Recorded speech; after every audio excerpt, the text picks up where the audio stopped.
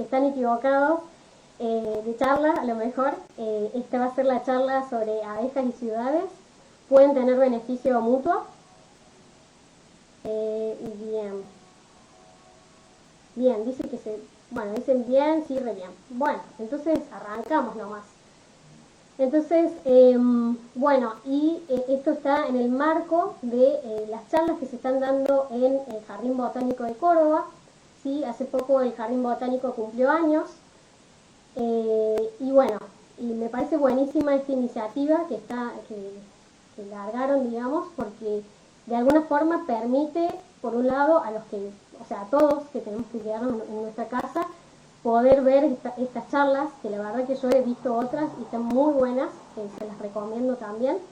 Y por el otro lado también permite que aquellas personas que no puedan asistir a una charla en el Jardín Botánico, por ejemplo, que no se pueda trasladar hasta allá, la pueda ver online y esta charla va a quedar grabada, entonces después la pueden ver otra vez. Y además, bueno, como dije al principio, me pueden ir dejando las preguntas en los comentarios y yo dejé junto con el nombre de la charla, van a ver, va a estar mi mail, cualquier cosa si se quieren comunicar más adelante. Bueno, entonces largamos nomás. Como les decía, la dinámica de la charla va a estar dividida en dos partes, ¿sí? La primera parte voy a hablar un poco sobre una generalidad de cómo son las abejas y cómo son las ciudades, ¿sí? Cómo son, qué importancia tienen, cuáles son los efectos, cuestiones generales, ¿sí? Después de esa primera parte voy a pasar a una parte donde ustedes me pueden hacer preguntas, pueden ser preguntas de la primera parte o pueden ser preguntas generales. Sí, voy a responder algunas preguntitas y después pasamos a una segunda parte en donde tratamos de responder esta pregunta si hay beneficio mutuo entre las abejas y las ciudades. ¿Sí? Y bueno, y acá puse una foto del Jardín Botánico, ¿sí? Bueno, primero que creo que ya lo dije, pero bueno, muchas gracias a la gente del Jardín Botánico por invitarme a participar. Bueno, el Jardín Botánico es un espacio como muy importante en la ciudad de Córdoba, tiene mucha diversidad de flores y en lo que respecta a las abejas es un espacio que al tener mucha diversidad de flores ofrece mucho alimento para las abejas. Entonces, bueno, no quería dejar de mencionarlo, digamos, como espacio.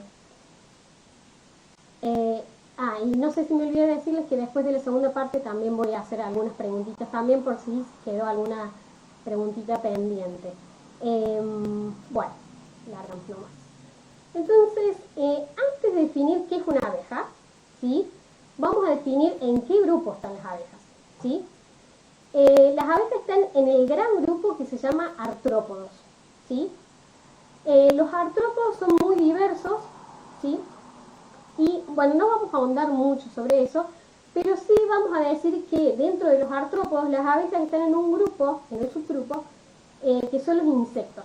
Como una característica así muy general, podemos decir que los insectos tienen 3 pares de patas, o sea, tienen 6 patas en total. Entonces, podemos decir que, por ejemplo, las arañas no son insectos, ¿sí? Muchos podrían pensar de que las arañas son insectos, pero no lo son, ¿sí? Dentro de los insectos tenemos los escarabajos, las vaquitas de San Antonio, cucarachas, grillos, mantis, moscas, mosquitos, libélulas, mariposas, muchos más, ¿sí? De hecho, hay más de 900.000 especies de insectos. Se sabe que de cada una especie de mamífero hay 200 especies de insectos. O sea, imagínense la cantidad de especies que hay en el mundo, ¿sí? O por lo menos de las que se conocen, que de cada una especie de mamífero hay 200 de insectos, ¿sí? Entonces, dentro de este grupo de insectos nos vamos a focalizar en otro subgrupo, que son los himenópteros, ¿sí? Los himenópteros están las hormigas, ¿sí? Las avispas y las abejas, ¿sí? Las hormigas, que son las que están, digamos, emparentadas, pero más lejanamente de las abejas, tienen, por ejemplo, tienen algún grado de sociabilidad, ¿sí? son insectos sociales en su mayoría, y como para mencionarles, digamos, qué beneficios podemos ver nosotros de cada uno de estos grupos, podemos decir que las hormigas, entre otras cosas que hacen, digamos, útiles, transportan, es decir, transportan semillas, ¿sí? Dispersan las semillas. Entonces, este también, digamos, es un beneficio del cual muchas especies dependen de esa dispersión de las semillas por parte de las hormigas. Las avispas, que están más cercanas a las abejas, son carnívoras, es decir, comen otros insectos, otros artrópodos más pequeños, y por ejemplo un beneficio que nosotros podemos ver es que, por ejemplo, comen algunos insectos, algunas orugas que atacan nuestra huerta, ¿sí? Entonces, las avispas son carnívoras, ¿sí? Recordemos, distinto a las abejas, y nos pueden, digamos, ayudar en la huerta en esos casos. Y las abejas, ¿sí? Que es nuestro grupo que nos interesa en este caso, serían como las vegetarianas, ¿sí? Y las avispas son las carnívoras, las abejas son las vegetarianas, y ya vamos a ver qué tipo de recursos consumen, pero sabemos que a grandes rasgos visitan las flores, ¿sí? Entonces, sabemos que las abejas son insectos, que dentro de los insectos son himenópteros, y dentro de los himenópteros están las abejas. En este caso, el modelo que vamos a utilizar para describir un poco cómo son las abejas es Apis mellifera, que es la abeja común o la abeja de la miel que la mayoría debe conocer, ¿sí? Entonces, vemos que las abejas, a diferencia, por ejemplo, de las avispas, tienen pelos plumosos. ¿Qué son estos pelos plumosos? Los pelos plumosos es como que si tuviese, por cada uno de esos pelitos, tuviese una plumita, ¿sí? Entonces son muy ramificados, muy complejos. Entonces cuando las abejas alzan vuelo, se cargan de estática esos pelos, ¿sí? Como cuando uno frota el globo con una lana, ¿sí? Y lo que produce esa estática es que los granos de polen se peguen muy fácilmente, ¿sí? Otra característica así muy general es que las abejas tienen 4 alas, ¿sí? A lo mejor parece obvio, pero hay unos insectos muy parecidos, que son las moscas, que a lo mejor en el gráfico como lo estamos viendo muy de cerca, no se nota que son distintas, pero en vuelo son muy parecidas. Y estas moscas tienen solo 2 alas, ¿sí? Vemos también que hay algunas otras diferencias, ¿sí? Que tienen, por ejemplo, antenas más cortitas, tienen los ojos diferentes, ¿sí? Pero muchas veces se las confunde y se piensa de que estas moscas, que son un tipo de moscas en particular, son abejas, ¿sí? Y como otra característica general que abarca a todas las abejas, es que las abejas necesitan polen para las crías, ¿sí?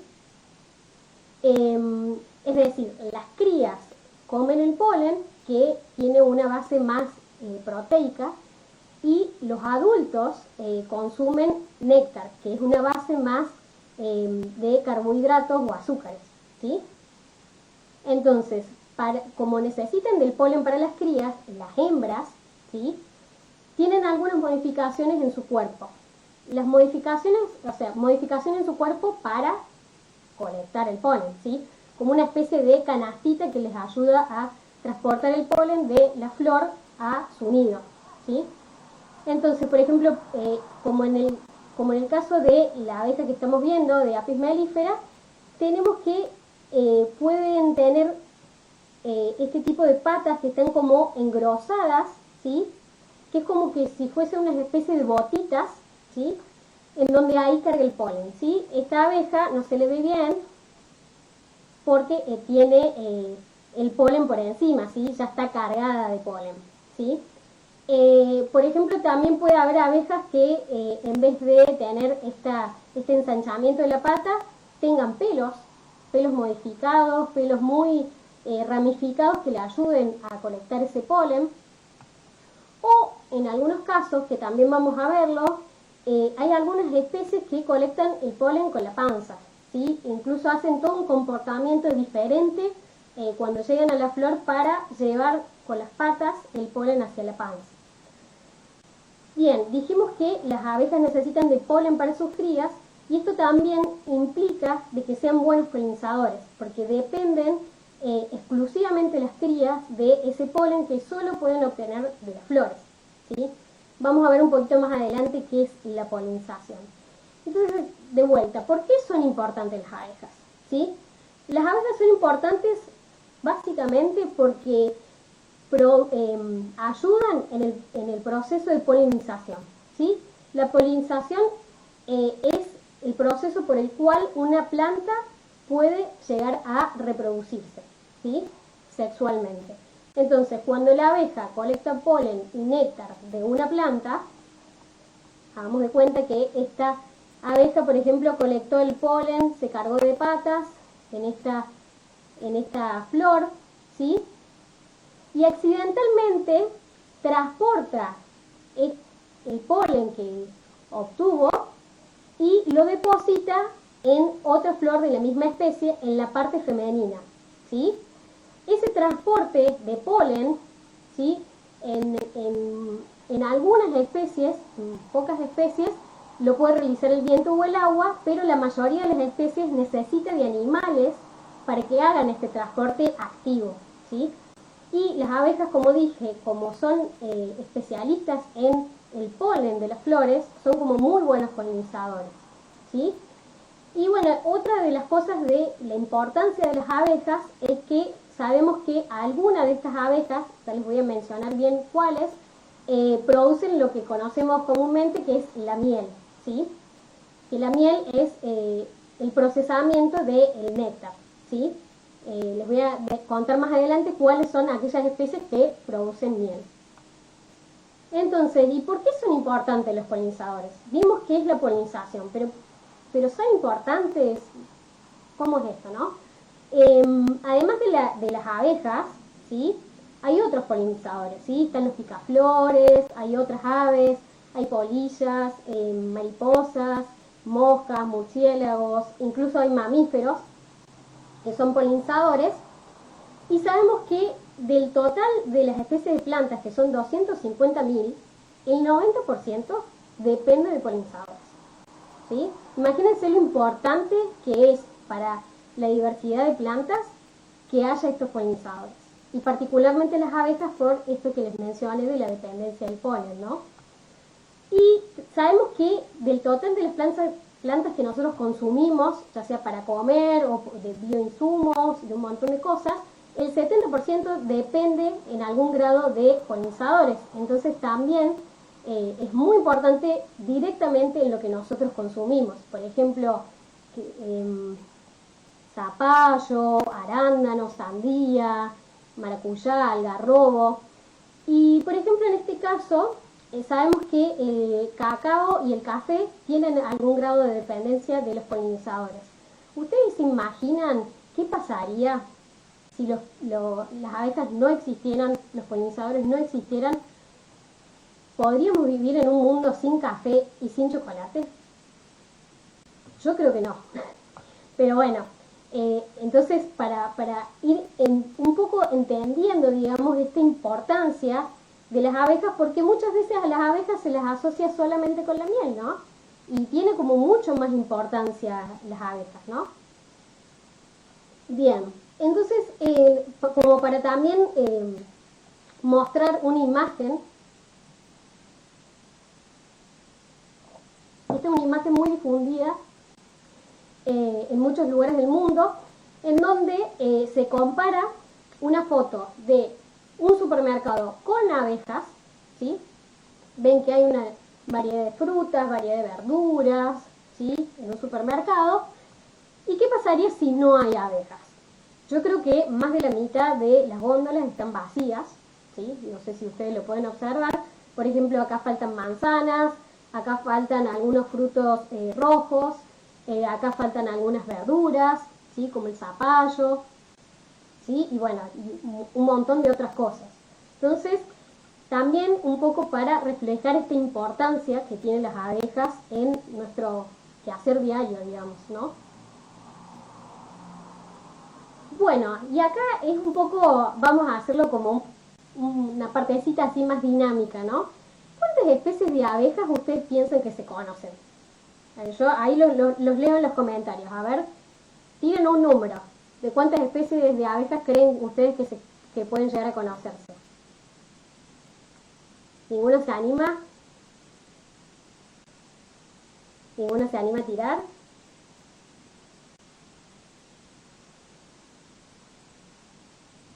Bueno, se conocen alrededor de 20.000 especies en el mundo, ¿sí? Bueno, acá dijeron 500, capaz que por el delay que hay en el video, bueno, 100, bueno, son 20.000 especies en el mundo, ¿sí? Imagínense, de insectos hablábamos de 900.000, de abejas estamos hablando de 20.000, ¿sí? Y como verán acá, esto no son todas las abejas del mundo, obviamente, pero tienen distinto tamaño, distinto color, algunas son rayadas, algunas son lisas, otras tienen más pelos, tienen distintos colores, distintos tipos de ojos, ¿sí? Y en Argentina, ¿sí?, haciendo como un foco en el mundo, se conocen 1.000 especies, ¿sí? Digo se conocen porque todavía seguramente hay especies por conocer, ¿sí?, por descubrir. Entonces, si nosotros hiciéramos una clasificación así, una gran clasificación de las abejas, podríamos decir que en Argentina podríamos dividirlo en 4 o 5 grupos, ¿sí?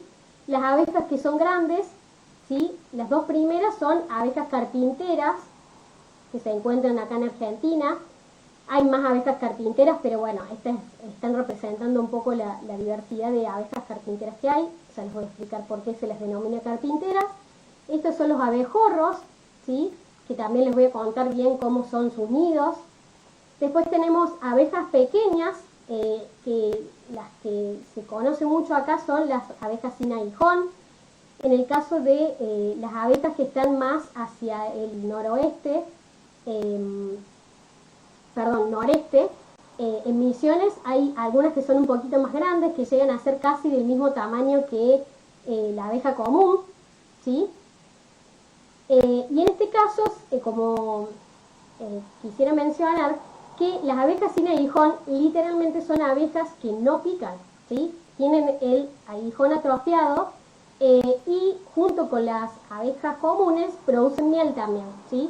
De hecho, en el noreste y en un montón de países de Sudamérica y de Centroamérica se produce la miel de estas abejas, ¿sí? Después, por ejemplo, tenemos este otro grupo de abejas del sudor, como se les llama comúnmente, ¿sí?, que tienen estos colores más brillantes, verdes, dorados, a veces medios morados, platinados. Generalmente tienen como menos pelos, ¿sí? Entonces se ve esa estructura así bien brillante. De hecho, la abeja verde que está en el medio es muy común de verla en los jardines, en los patios, en las plazas. Muchas veces se lo confunde con la mosca, ¿sí?, con las moscas que están cerca de los excrementos, pero no, son abejas. Si ustedes ven una abeja, si ven algo similar que sea de color verde, que esté en la flor, bueno, hay algunas moscas que son medios verdes que visitan las flores, pero acuérdense de ver esto si tienen 4 alas o 2 alas, y con eso se pueden dar cuenta si son abejas o moscas, por ejemplo. Y después, por ejemplo, tenemos las abejas cortadoras, que ya les voy a contar bien por qué se les denomina abejas cortadoras, y otras, ¿sí? En realidad hay muchos más grupos, y esta clasificación no es taxonómica, como decimos nosotros los biólogos. Simplemente es una clasificación que nos ayuda a nosotros. Ustedes el día de mañana van a por ejemplo, pasan por una plaza cuando van a comprar la comida, y ven una abeja, y bueno, a lo mejor pueden hacer pueden clasificarla con alguno de estos 4 grupos, ¿sí? O la ven en su patio, en una flor, ¿sí? Bien.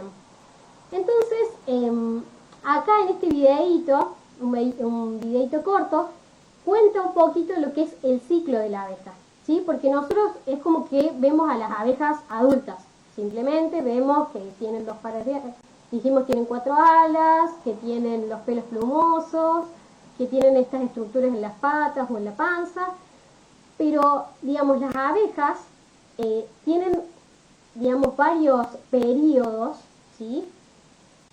Antes de ser adultas, ¿sí? Primero es, digamos, la hembra pone un huevo, después se desarrolla la larva, después la larva se hace una pupa, ¿sí? Que es similar al proceso que se produce en las mariposas con las crisálidas, es lo mismo, pero a diferencia de esta se produce en una celda, ¿sí? No, las larvas no salen afuera, digamos, del nido, sino que se quedan en cada una de las celdas. Entonces vamos a ver acá en el video un poco cómo es este proceso del crecimiento de las abejas. ¿Sí? Ahí tenemos la larvita, cómo va desarrollándose y haciéndose más grande y va comiendo, ¿sí? Cada una de las larvas, ahí ya es una pupa, ¿sí? Que está a punto ahí de emerger. Esto obviamente está con cámara rápida para que podamos ver bien este proceso en poco tiempo. Y ahí ya, por ejemplo, vemos que ya se están desarrollando, prácticamente están llegando al estadio adulto, ¿sí? Se desarrollan bien los ojos.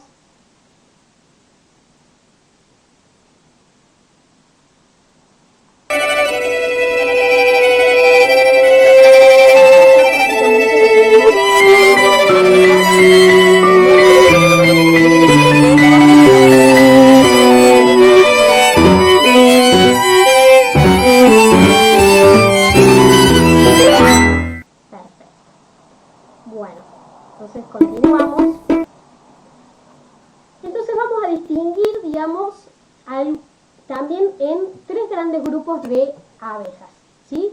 Tenemos las abejas que son sociales, ¿sí? Que son la abeja común o la abeja de la miel, Apis mellifera, está dentro de este grupo, ¿sí? Es lo que comúnmente nosotros solemos pensar que son las abejas que viven en colonias, ¿sí? Entonces estas abejas sociales tienen cuidado de las crías, ¿sí? Es decir, las obreras cuidan de otras crías, se diferencian por castas, ¿sí? Tenemos la reina, que es la que pone los huevos, como vemos acá en esta imagen, ¿sí? La reina, esto obviamente es como una caricaturalización, ¿no? Es como un dibujo, digamos, muy simple de lo que es el proceso, ¿no? Pero tenemos la reina que pone el huevo, después las obreras van a alimentar a cada una de esas larvas, van a limpiar la celda, van a funcionar de guardianas, ¿sí? Y todo este proceso que tienen las obreras lo hacen a lo largo de su vida. No es que hay un grupo de obreras que está dedicada a limpiar, otro a forrajear, digamos, a salir a buscar el alimento, sino que cada abeja va a pasar por todas estas etapas hasta que cuando sea una abeja vieja, ¿sí? En el caso de las abejas sociales, cuando sea una abeja vieja va a salir a buscar el alimento y a traerlo y a depositarlo, ¿sí? En el caso de las abejas sociales tenemos lo que se llaman potes, ¿sí? Potes de polen y potes de miel, ¿sí? Los potes de polen son para alimentar las crías y los potes de miel para alimentar a las adultas, a las abejas adultas, ¿sí? Y bueno, parece obvio, pero hay muchas abejas por nido. Entonces acá tenemos 2 ejemplos, ¿sí? Tenemos las abejas sin aguijón, ¿se acuerdan que las vimos al principio? La más grandecita acá con el abdomen hinchado es una reina, ¿sí? Y todas las demás que están alrededor son las obreras. Ah, me olvidé de mencionar una casta, que son los zánganos, que seguramente ustedes lo han sentido nombrar, que son los machos, ¿sí? Que son los que se reproducen con la reina o con la futura reina, ¿sí? Entonces acá vemos cada una de las celdas, ¿sí? Cómo las obreras las están limpiando y alimentando a cada una de las larvas. Estas, como yo dije, estas abejas sin aguijón también producen miel, ¿sí? Entonces hacen potes de miel. Y en el caso de los abejorros, ¿sí? Los abejorros hacen el nido bajo tierra. Por eso se ve ahí como con mucho pasto o con tierra así alrededor, porque hacen los nidos debajo de la tierra. A lo mejor muchos lo conocen porque a lo mejor algún amigo o conocido ha pasado cerca de algún nido y les ha picado porque son muy agresivos, ¿sí? No por eso hay que sacarlos, pero sí tener mucho cuidado. La más grande es la reina, ¿sí? Y las más pequeñas, ¿sí? Fíjense la diferencia de tamaño, son las obreras, ¿sí? Entonces las obreras de alguna forma van a también alimentar a las otras crías y traer el alimento de las flores. Y después están las abejas solitarias, ¿sí? No sé si ustedes sabían, pero la mayoría de las especies de abejas, ¿se acuerdan que dijimos que había en el mundo 20.000, ¿sí? La mayoría de las especies, de esas 20.000 especies, son solitarias, ¿sí? Es decir, ¿se acuerdan que nosotros dijimos que las abejas sociales tienen cuidado de las crías? En este caso no hay cuidado de las crías. Ya les voy a explicar bien cómo.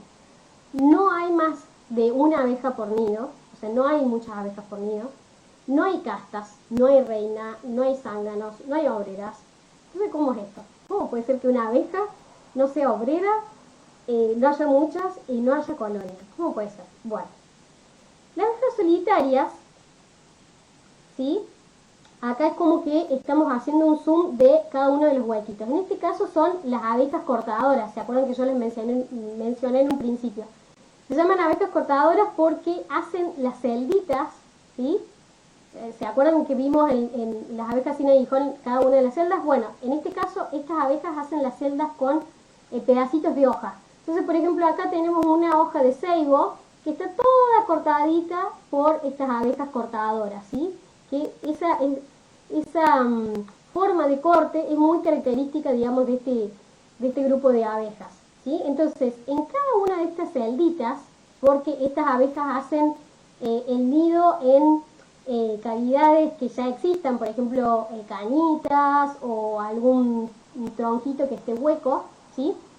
Entonces, ahí la hembra lo que va a poner es, en cada una de las celdas, que las va a armar con las hojitas, va a poner un huevo y va a poner el polen que va a recolectar. ¿Se acuerdan que vimos en una de las primeras diapositivas que esta es la abeja que colecta con la panza, ¿sí?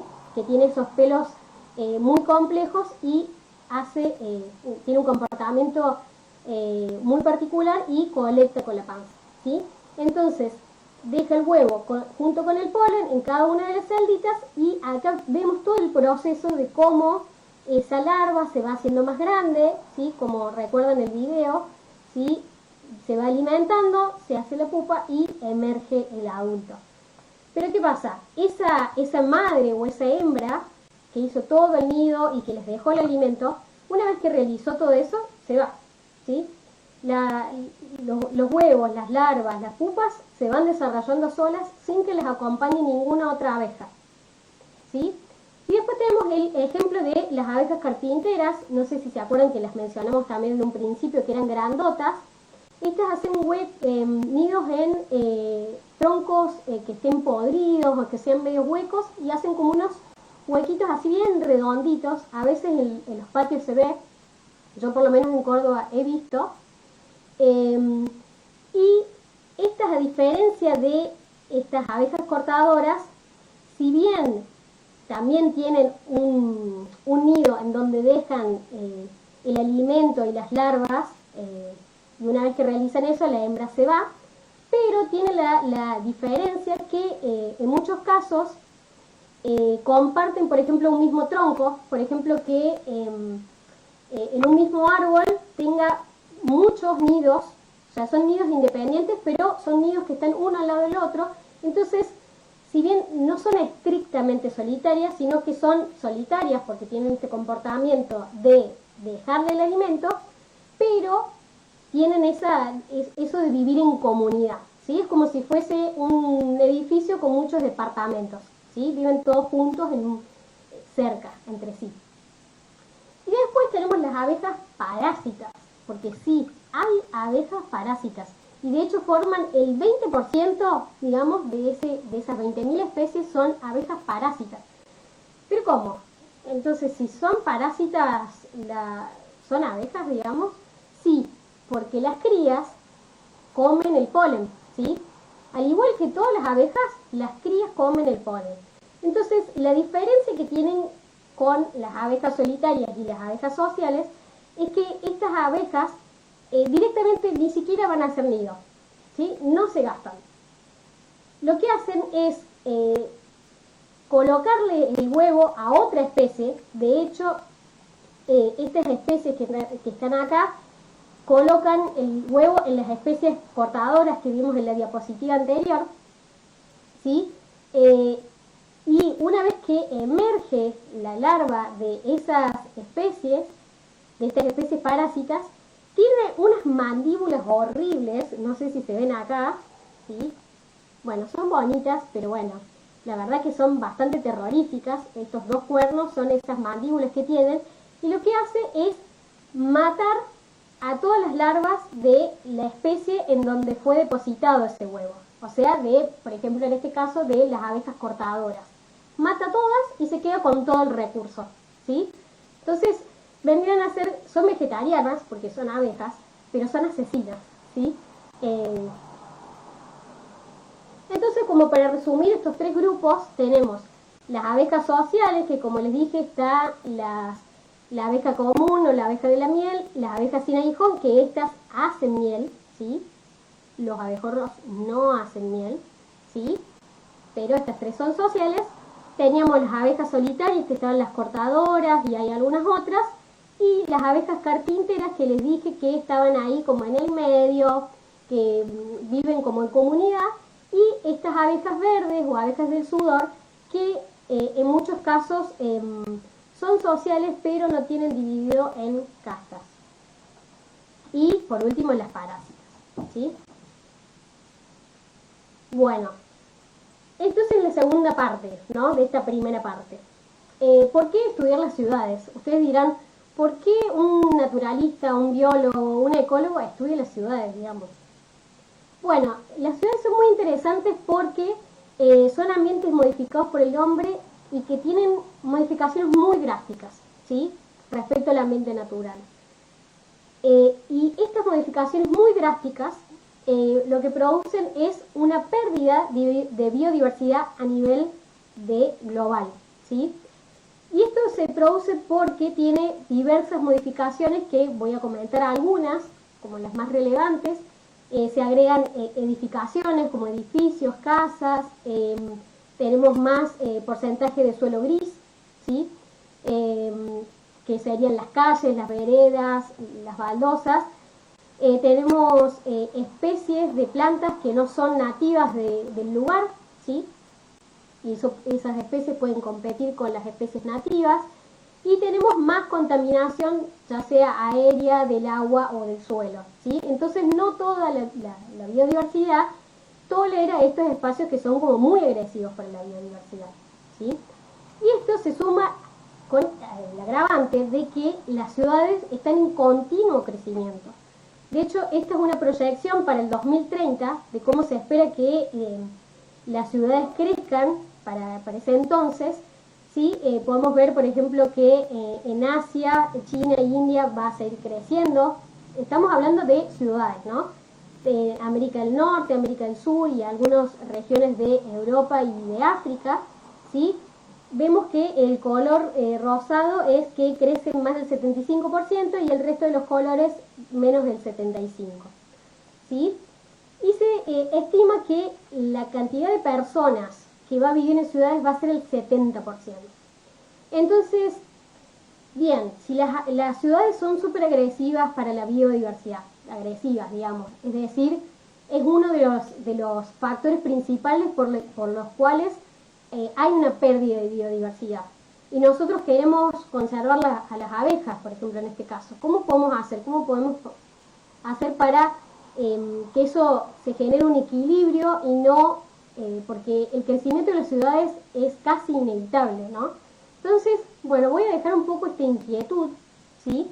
Y voy a pasar a las preguntas y retomamos en la segunda parte, si les parece. Así que ahora voy a ir a las preguntas.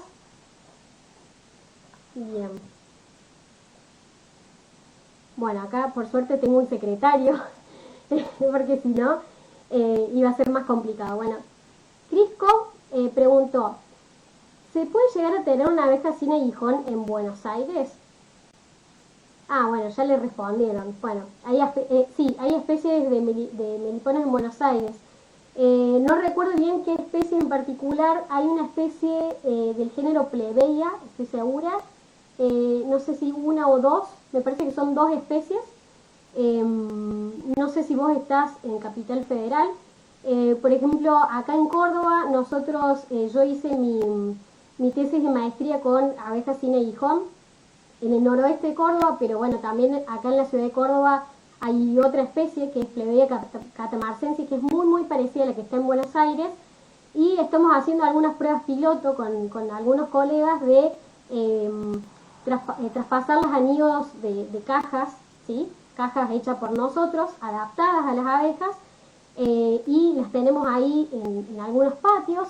Están buenísimas porque, o sea, esto es algo muy experimental, nosotros no estamos produciendo miel, ¿no? Pero eh, se, se les recomienda mucho porque eso, por ejemplo, hasta un niño podría manipular a las abejas, puede abrir el cajón, puede, digamos, verlos, digamos, sin que tener el riesgo de que los pique y sin tener que ponerse la escalafandra, ¿no? Entonces, bueno, Cris, puedo averiguarte bien cuáles son las especies que están en Buenos Aires. Dice, las abejas, Rosa Ortiz dice, ¿las abejas solitarias hacen miel en algún momento? No. Las abejas solitarias no hacen miel. De hecho, las abejas que hacen miel, como les dije, son las abejas sin aguijón y la abeja común. ¿Sí? Hay algunas otras especies, estamos como reduciéndolas y estamos hablando también en el caso de Argentina, pero son principalmente las abejas sociales. Específicamente son las que se denominan eusociales, que son bien sociales, que tienen estas castas bien diferenciadas, las que hacen la miel. Las solitarias no hacen en ningún momento. Los adultos, ¿sí? La hembra, cuando digamos, se encuentra con un macho, se reproducen, después la hembra hace el nido y chao, no te vi, no te conocí. Entonces cada adulto, o sea, cada hembra y cada macho, va y busca el néctar directamente en la flor, ¿sí? No necesita, digamos, sería como, no necesita guardar ese néctar para más adelante para otras abejas, ¿sí? Que eso sería como la miel, sería como si nosotros tuviéramos el néctar conservado, ¿sí? En una alacena para más adelante, ¿sí? Eso no lo tienen las abejas solitarias porque no lo necesitan. Bueno, Carlos Puglisi preguntó, ¿las abejas autóctonas sin aguijón de nuestro país pueden ser o tener conductas de abejas parásitas? No que yo sepa. No sé a qué te referís, o sea, parásitas en el término que yo definí parásito, seguro que no. Sí hay algunas especies de abejas sin aguijón que están en Misiones. Bueno, tengo algunos colegas que saben mucho más que yo de abejas sin aguijón, que les van a saber decir mejor, pero hay algunas que sí tienen, por ejemplo, algunos con comportamientos medios agresivos, sí tienen como unos ácidos que pueden como, digamos, lastimar un poquito la piel o molestar un poquito, pero, digamos, con otras abejas que tengan algún comportamiento parásito, creo que no. Puedo llegar a averiguar, pero por lo menos en Córdoba seguro que no. Puedo averiguar de alguna otra de Argentina. ¿Hay algún estudio de cómo las especies introducidas de plantas con flores haya reducido o alentado la diversidad de abejas en Buenos Aires? Vale de Cárdenas. Bueno, un poco voy a responder eso a la segunda parte, así que la dejo ahí picando. Luciana Leonor Manzano preguntó, ¿hay pruebas sobre la calidad de la miel producida con la flora que se encuentra en las ciudades? La verdad desconozco la prueba de la calidad de miel. Yo lo que sí sé, por un conocido que él es apicultor y cultiva, digamos, en la ciudad, como una zona bastante como alejada, es que la miel de el siempre verde no sé, el que ven en todos lados, que es la hoja bien verde y que a veces suele tener unas manchitas más blanquitas, ese árbol, es como muy fea, muy amarga, muy agria. Pero no, la verdad que no sé si hay algún otro estudio, por lo menos que yo sepa en Argentina creería que no, de la calidad de miel en las ciudades. Miguel Omar Peralta, ¿todas las abejas polinizan, incluyendo las parásitas? Sí, eso me olvidé de decir, las abejas parásitas también polinizan, ¿sí? Las abejas parásitas, como necesitan el néctar para alimentarse, las adultas, ¿sí? Por más de que haya otras que les alimente, que les dé el polen, ellas necesitan el néctar también. Entonces van y visitan las flores. Rosario Isabel Baliño Alonso, y esta va a ser la última la pregunta que respondo en esta parte, dice, no me quedó claro, ¿dónde hacen sus panales las abejas comunes? Bueno, las abejas comunes hacen panales en cavidades ya existentes. Por ejemplo, en las ciudades es muy común encontrarlos en las casillas de gas, por ejemplo, o en casas abandonadas en los ladrillos huecos, o en troncos que sean muy huecos por dentro, ¿sí? No hacen bajo tierra, y es muy raro que las hagan muy expuestas como uno conoce en los dibujos, ¿sí? Que vemos en la típica colmena así colgando del árbol. Eso es muy raro, ¿sí? Suelen hacerlo dentro de cavidades, y más a esta latitud donde tenemos, digamos, un invierno que es bastante fresco. Y bueno, esto puedo responderle si quieren ahora y sigo así rapidito. Si se pueden tener, Juan Carlos Scipioni pregunta si se pueden tener colmenas en las ciudades. Eso supuestamente no se puede, hay una, no sé si es una normativa, pero no se puede tener abejas por el peligro que eso conlleva. Estamos hablando de abeja común. La abeja común, la que pica, no se pueden tener en las ciudades por el riesgo que implica en el resto de las personas que están alrededor del lugar donde nosotros tenemos las colmenas, ¿sí? Sin embargo, por ejemplo, podríamos tener de estas abejas sin aguijón, sin ningún problema, porque como no pican, no hay ningún riesgo, ¿sí? Lo que pasa es que todavía se conoce muy poco de estas abejas sin aguijón,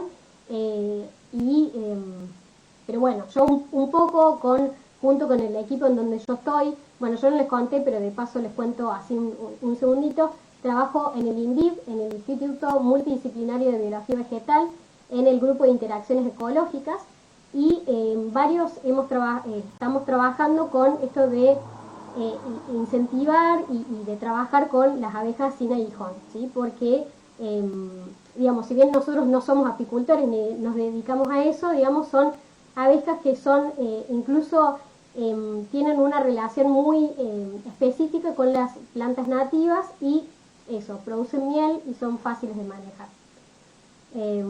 Bien. Bueno, y de paso, bueno, eso me olvidé de contarles al principio que yo estoy haciendo mi doctorado ahí, soy becaria doctoral, bueno, ya les voy a contar un poquito de qué es lo que estoy haciendo específicamente en mi tesis. Entonces, bueno, para arrancar esta segunda parte, ¿cómo creció nuestra ciudad?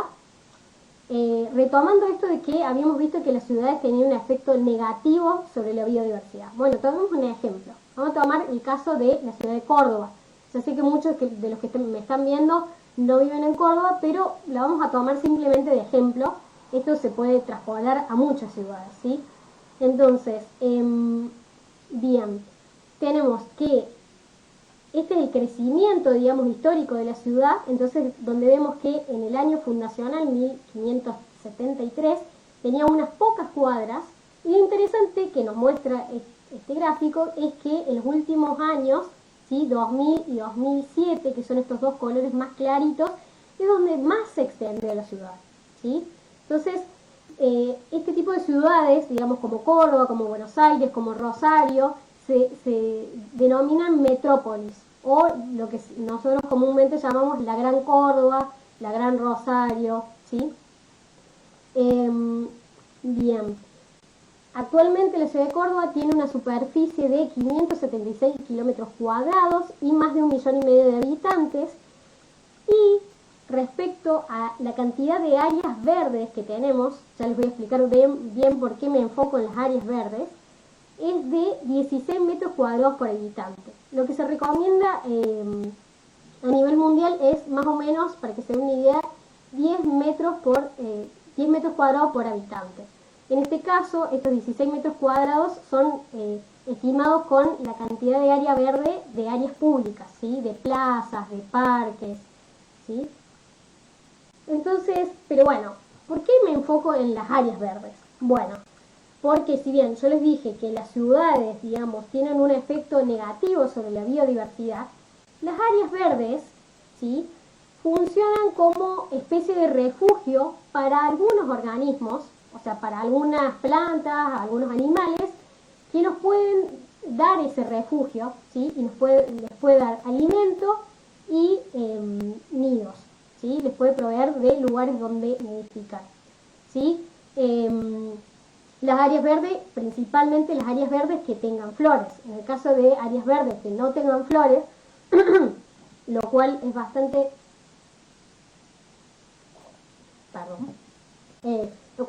común en las ciudades que tengamos, por ejemplo, plazas con pastos nada más. En ese caso, esas áreas verdes no estarían ayudando mucho a las abejas en este caso en particular, pero sí puede servir de refugio para otros organismos, otros insectos, otros animales y otras plantas. Entonces, como para mencionar a qué nos referimos con las áreas verdes que nos están como de alguna manera balanceando, ¿sí? Las ciudades avanzan sobre la biodiversidad, pero, digamos, estas áreas verdes pueden, digamos, servir de refugio y de alguna manera contrarrestar ese efecto. Entonces, por ejemplo, son las reservas urbanas, como es la Reserva San Martín, ¿sí?, que es muy grande y que tiene mucha diversidad de flores, sobre todo de flores nativas. Por ejemplo, los jardines botánicos, como vemos acá. Esta es una foto del Jardín Botánico de Buenos Aires, pero también el Jardín Botánico de Córdoba es un lugar, digamos, que puede servir de refugio para las abejas. Otros proyectos como lo que es este proyecto de Ciudad Universitaria, que es La Gota, que capaz que muchos conocen, en la subida de Ciudad Universitaria, que es un proyecto de bosque nativo y también tiene muchas especies nativas. La verdad que se los recomiendo para que vayan cuando termine toda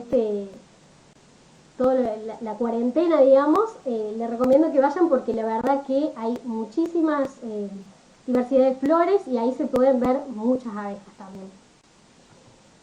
También están los parques urbanos y las plazas, ¿sí?, como podría ser el Parque Sarmiento.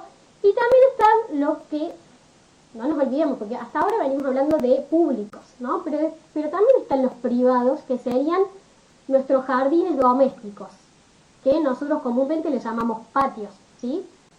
Después les voy a contar un poquito más de eso. Entonces, creo que una de las preguntas que me mencionaban es si había algún trabajo de diversidad de plantas y de abejas creo que era en la ciudad de Buenos Aires. Ya me voy a fijar si era así la pregunta. Sí, digamos, algunos colegas están trabajando ya en Buenos Aires en reservas urbanas, ¿sí?, en reservas urbanas de allá de Capital Federal y en los jardines botánicos, ¿sí? Después sabemos que también algunos colegas están trabajando en espacios públicos como plazas y parques en Salta. Y en mi caso, yo en Córdoba, lo que estoy haciendo es trabajar con los jardines domésticos urbanos, o como comúnmente les llamamos patios, ¿sí? ¿Y por qué trabajo yo en los patios? Les voy a explicar un poquito por qué. Bueno, principalmente porque en general, como les dije, la mayoría de las plazas tienen baja diversidad de plantas con flor, digamos, que le pueden proveer de alimento para las abejas. Sin embargo, estos espacios generalmente se caracterizan por tener muchas especies con flores, ¿sí? Entonces eso resulta muy atractivo y muy amigable para las abejas, ¿sí? Tienen una intensidad de manejo, un manejo muy amigable para las abejas, es decir, esas plantas son cuidadas, se recambian esas especies, se agregan más, ¿sí? Y al ser espacios que están como cercanos entre sí, ¿sí? O sea, tenemos un patio, al lado tenemos otro, y muy cerca entre sí, permite que se conecten esos espacios entre sí. Entonces, imaginen ustedes que son una abeja y van a un patio, ¿sí? Buscan polen y néctar en varias flores, y en el patio al lado también van y buscan esos recursos, y en el de al lado, y en el de al lado. Entonces, esa conexión que existe entre todos esos patios es muy importante, que a lo mejor si nosotros pensamos en plazas o en parques que están muy alejados entre sí, ya no hay esa conectividad entre esos espacios, o es mucho menor, ¿sí? Pero también estos espacios tienen beneficios para nosotros, ¿sí? Nos proveen de servicios como el alimento, ¿sí? Si tenemos una huerta o si tenemos por ejemplo, un árbol que sea frutal, ¿sí? Nos pueden proveer de medicina, ¿sí? Si tenemos algún yuyito, alguna planta aromática, nos sirven, digamos, de cohesión social, digamos, generalmente forman parte de los eventos, digamos, de una familia, funcionan de entretenimiento, de estético, es el contacto que tenemos más cercano con la naturaleza, porque los que vivimos en ciudades estamos como un poco alejados de lo natural, ¿no? ¿Sí? Tenemos como las sierras, si bien las tenemos cerca, pero no es un contacto que tengamos diario. Sin embargo, en los patios, en cada uno de nuestros patios, tenemos ese contacto con la naturaleza y podemos observar. Como les dije, podemos observar las flores, todas estas abejas, que la mayoría de las abejas que les mencioné, seguro que les pueden ver en su patio. Si tienen, aunque tengan una o un poquitas flores, ustedes presten atención y van a ver que se empieza a observar muchísimo cuando uno agudiza un poco el ojo, y que se ven muchas de estas especies de abejas. Entonces, respondiendo a la pregunta, digamos, del título, ¿por qué es importante conservar las abejas en las ciudades? ¿Sí? Entonces, tenemos este dilema que yo les dije entre Apis mellifera, que es una especie que es exótica, que es europea, ¿sí? No es nativa de acá, ¿sí? Muchas veces escucho que se declaró, por ejemplo, a la abeja como el ser más importante de la Tierra. Y yo digo, bueno, en realidad se refiere a las 20.000 especies de abejas, no se refiere a la abeja común o la abeja de la miel, ¿no? Se refiere a todas estas especies, ¿sí? Porque, digamos, primero que es una especie exótica, como les mencioné, pero también, digamos, esta especie, digamos, que es exótica, no cumple todas las funciones que necesitan las abejas, ¿sí? Acá les voy a mostrar un ejemplo en donde, en este videito muy cortito, en donde los abejorros, ¿sí? Polinizan mucho mejor algunas de las especies de tomate o otras especies de la familia, que necesitan que se haga cierta vibración para que se expulse ese polen, ¿sí? Y eso la abeja común no lo puede realizar, ¿sí? Entonces vamos a ver acá en el videito cómo es que of the University of Minnesota.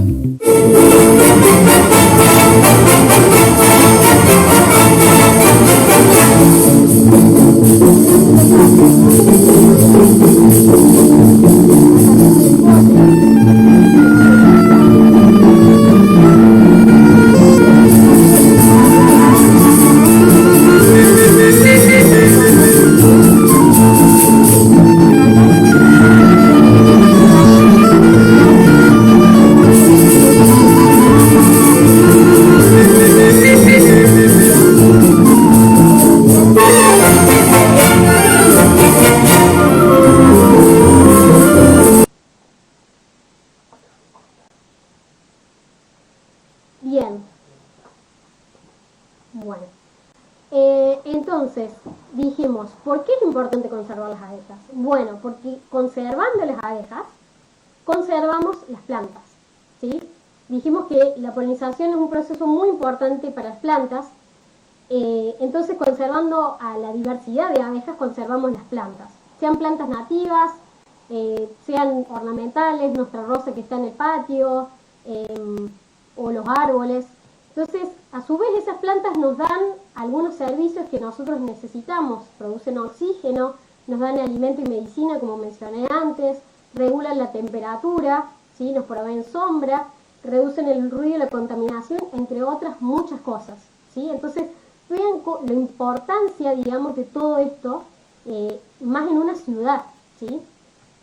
Y por el otro lado, y no por eso menor, también ayudan a las huertas urbanas. A lo mejor muchos de ustedes que viven en ciudades tienen alguna huertita o tienen un par de plantas aromáticas, no hace falta que sea una huerta en sí, pero pueden ser también un árbol frutal. Bueno, para que se produzcan los frutos, ¿sí?, de todas esas plantas, necesitamos que haya abejas, ¿sí? Entonces es muy importante, porque si no, no solo que no tenemos alimento que venga del campo, sino no vamos a tener todos estos beneficios que nos proveen las plantas y tampoco vamos a tener estos frutos que tenemos inmediato en nuestros patios.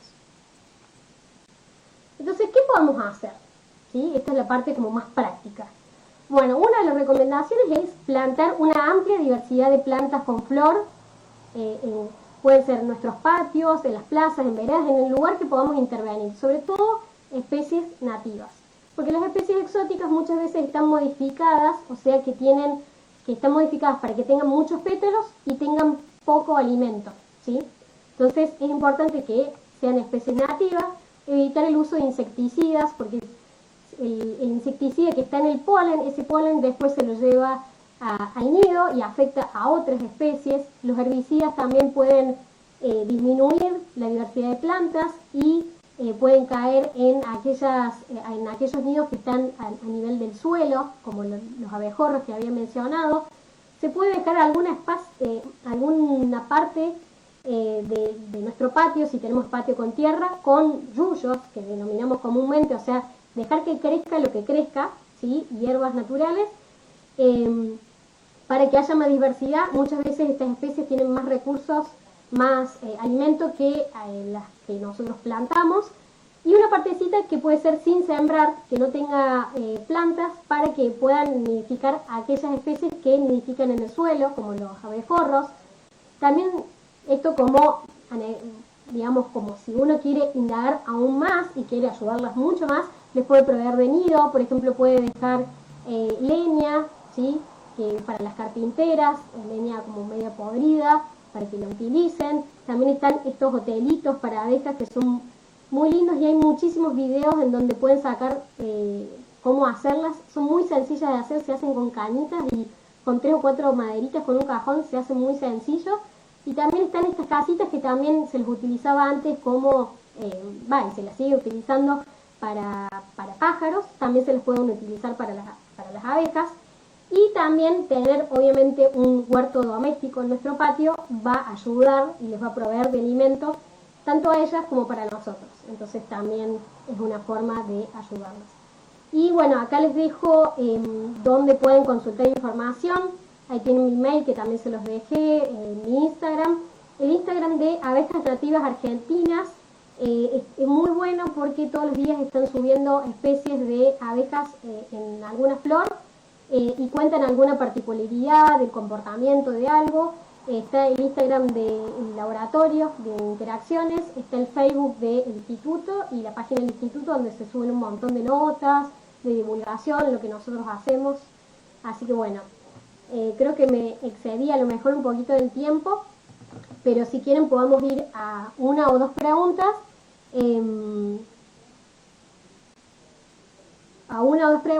Y el resto de las preguntas que no llegue a contestar hoy porque nos excedimos un poquito en el tiempo, lo que podemos hacer es que ustedes me las dejan en los comentarios y yo se las voy respondiendo a lo largo de esta semana. Le respondo cada uno de los comentarios si es que yo puedo llegar a investigar algo de lo que necesitan preguntar. Bueno, Romina Pesuto pregunta, ¿qué se puede hacer con las abejas que encontramos en las panificadoras? Las abejas que encontramos en las panificadoras, que son atraídas por el azúcar, digamos, de las facturas, son atraídas por esos azúcares, pero, digamos, no sé si se refiere a darle algún alimento o algo. O sea, estas abejas en este caso están eligiendo el azúcar de esas facturas o de esas masas en vez de elegir el néctar que a lo mejor no tienen alrededor del nido. O sea, no se puede hacer mucho más. A lo sumo esa panadería lo que podría hacer es poner plantas por fuera de la panadería, que he visto que en muchos locales se hacer como unas especies de bandejitas que ponen por fuera, que tengan plantas con flores y ahí le proveen alimento y no necesita entrar. ¿Sí? Bueno. Preguntan Germán Corman, ¿dónde se pueden conseguir abejas sin aguijón? Bueno, es muy difícil, depende de dónde estés. Acá en Córdoba, digamos, no se comercializa digamos, cómo sería en el caso de Apis mellifera, que uno compra un núcleo, compra una colmena. Sí, lo que nosotros hemos hecho muy experimental es a partir de nidos naturales que los obtuvimos a veces de aserraderos, ¿sí? Que los troncos estaban como ya tirados, y rescatamos esos nidos y los llevamos a estas cajitas adaptadas, ¿sí? Pero todavía no hay comercialización de este tipo de abejas. Desconozco si en el noreste, en Misiones, llega a haber algún tipo de comercialización, pero por lo menos en lo que es Córdoba no. Bueno, acá Salvador pregunta si va a quedar material en algún sitio que podamos acceder. Si quieren les puedo subir material por acá, o si quieren les puedo... Sí, me parece que voy a hacer eso, puedo subirles algún material por acá. Incluso si quieren puedo subir la presentación, no tengo ningún problema. Bueno, preguntan si se pueden tener colmenas en las terrazas. Yo entiendo que las colmenas en las ciudades, digamos, por reglamentación no se pueden tener, digamos, uno las puede tener, pero corre el riesgo de que algún vecino denuncie y esas colmenas te las decomisen, ¿no? Pero, como digo, o sea, más que tener colmenas en las terrazas, yo tendría o abejas sin aguijón, si uno quiere tener bien. Si no, si quiere producir abeja común, preguntar en algún lugar donde se pueda hacer, lejos de la ciudad. Y si no, si es por una cuestión de conservar las abejas, todas estas estrategias que mencionamos son mucho mejores. Bueno, acá no veo ninguna... Bueno, sí veo algunas preguntas, pero me parece que lo vamos a dejar acá porque ya nos excedimos en el tiempo. Les agradezco mucho al Jardín Botánico de Córdoba. Bueno, ojalá tengamos la oportunidad de ir y de poder ver en vivo más adelante cómo las especies de abejas que visitan las flores ahí del Jardín Botánico, porque tienen muchas especies nativas también. Así que, bueno, estoy a disposición. Mándenme mail, consúltenme, mándenme también por acá preguntas y comentarios y los voy a tener en cuenta. Les agradezco que hayan participado todos.